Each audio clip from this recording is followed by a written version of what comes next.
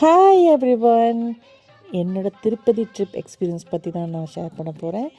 First வந்துட்டு எனக்கு தரிசனத்துக்கு நான் புக் பண்ணியிருந்தேன். அன்றைக்கி போயிருந்து பார்த்திங்கன்னா நான் முன்னத நாளே போய் ஸ்டே பண்ணியிருந்தேன். நார்மலாகவே திருப்பதி போகிறப்ப சொல்லுவாங்க கீழே இருக்கிற கோயில், அதாவது காளகஸ்தி, அம்பாள், அலமேலு மங்காபுரம், அங்கெல்லாம் போயிட்டு தான் கடைசி திருப்பதிக்கு வரணும்னு சொல்லுவாங்க.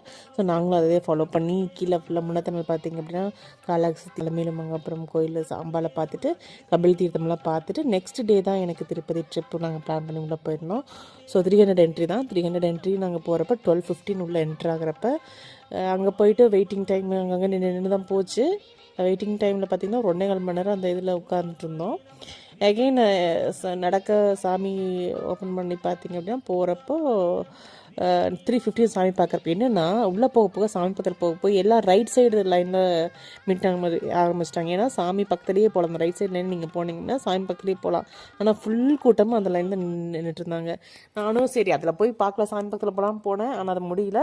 சரி பக்கத்தில் மிடில் லைன் இருந்துச்சு, அங்கே போனால் கூட்டமே இல்லை. பக்கத்தில் தான் இருக்குது லைனாக, ஆனால் கூட்டமே இல்லை. சரி அந்த லைனில் போனால் நல்லா திவ்யமாக சாமியை பார்த்தாச்சு. அங்கே என்ட்ரிலேருந்து உள்ளே வர வரைக்கும் சாமி பார்த்துட்டே வந்தேன். நல்லா தரிசனம் இருந்துச்சு. ஸோ நீங்களாம் போனீங்க அப்படின்னா எந்த லைனில் கூட்டம் கம்மியாக இருக்கோ அந்த லைனில் போயிருங்க.